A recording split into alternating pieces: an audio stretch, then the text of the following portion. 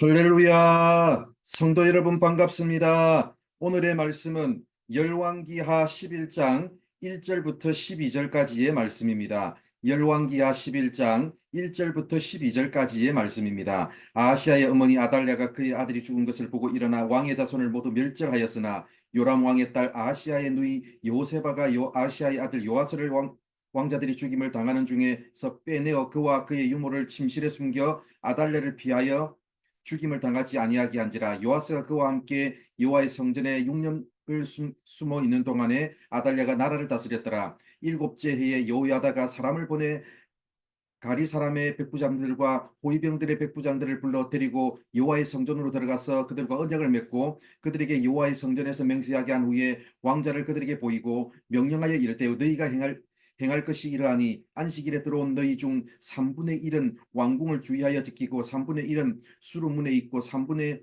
1은 호위대 뒤에 있는 문에 있어서 이와 같이 왕궁을 주의하여 지키고 안식일에 나가는 너희 중 2대는 여호와의 성전을 주의하여 지켜 왕을 호위하되 너희는 각각 손에 무기를 잡고 왕을 호위하며 너희 대열을 침범하는 모든 자는 죽이고 왕이 출입할 때에 시위할지니라 하니 백부장들이 이에 제사장 여호야다의 모든 명령대로 행하여 각기 관할하는 바 안식일에 들어오는 자와 안식일에 나가는 자를 거느리고 제사장 여호야다에게 나오매 제사장이 여호와의 성전에 있는 다윗 왕의 창과 방패를 백부장들에게 주니 호위병이 각각 손에 무기를 잡고 왕을 호위하되 성전 오른쪽에서부터 왼쪽까지 제단과 성전 곁에 서고 여호야다의 왕자를 인도하여 내어 왕관을 씌우며 율법책을 주고 기름을 부어 왕으로 삼음에 무리가 박수하며 왕의 만세를 부르니라. 아멘.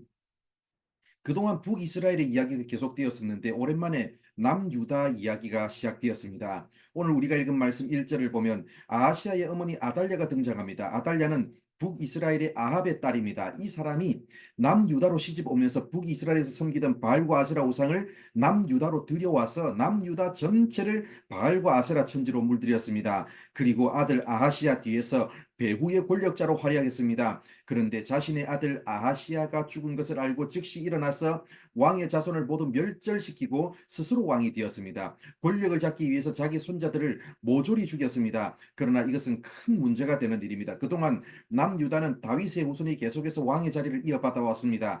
단 한 번도 이 전통이 깨어진 적이 없었는데 아달랴 때문에 깨어지게 되었습니다. 남유다가 다윗의 혈통이 계속 이어져 내려왔던 이유는 하나님이 다윗과 맺으신 언약 때문입니다. 그런데 아달랴 때 이 전통이 깨어지게 되면서 하나님의 언약도 깨어지게 될 위기에 처하게 되었습니다. 또한 다윗의 후손 예수님을 통해서 이 땅을 구원하시려는 하나님의 구원 계획도 깨어질 위기에 처했습니다. 그런데 2절과 3절을 보면 아하시아의 누이 여호세바 즉 아달랴의 조카 요아스라는 아기를 숨겨서 6년 동안 몰래 키웠습니다. 바로 이것이 악을 선으로 바꾸시는 하나님이 하시는 놀라운 일입니다. 하나님은 아달랴로서는 꿈에 생각하지도 못했던 요아스를 숨겨놓는 방법으로 그것도 아달랴의 사랑하는 딸 여호세바를 통해서 아기 요아스를 숨겨놓는 방법으로 하나님이 하시는 일의 위대함을 보여주셨습니다. 4절부터 12절까지 내용을 보면 7년째 되던 해에 여호세바의 남편 여호야다가 쿠데타를 일으켜서 7살 되는 요아스를 남유다의 왕으로 세웠습니다.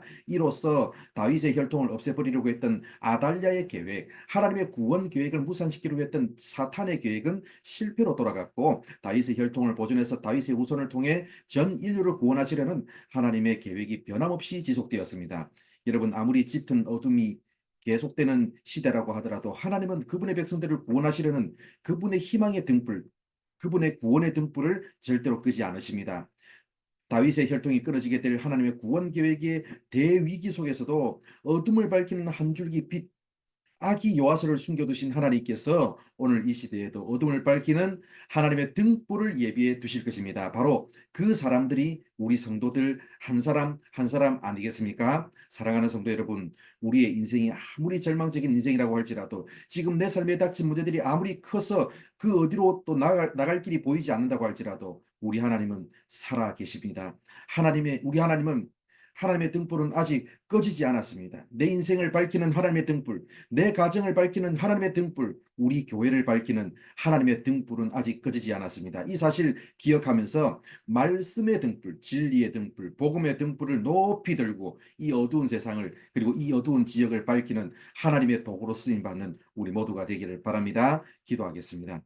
하나님 감사합니다. 오늘도 이렇게 우리를 사랑하여 주셔서 부족한 우리들에게 말씀해 주셔서 감사합니다. 아버지 하나님, 어둠이 계속되는 시대에도 어둠을 밝히는 하나님의 등불이 아직 꺼지지 않았음을 오늘도 기억하면서 아버지 하나님, 우리가 오늘도 하나님께서 보내신 삶의 자리에서 진리의 등불, 말씀의 등불, 복음의 등불을 높이 들고 어두운 이 세상을 밝히는 하나님의 도구로 쓰임받는 우리 모든 성도들 되게 하여 주시옵소서. 아무리 절망적인 상황에도 하나님이 일하심을 기억하면서 오늘도 믿음 가운데 살아가는 우리 모든 성도들 되게 하여 주시옵소서.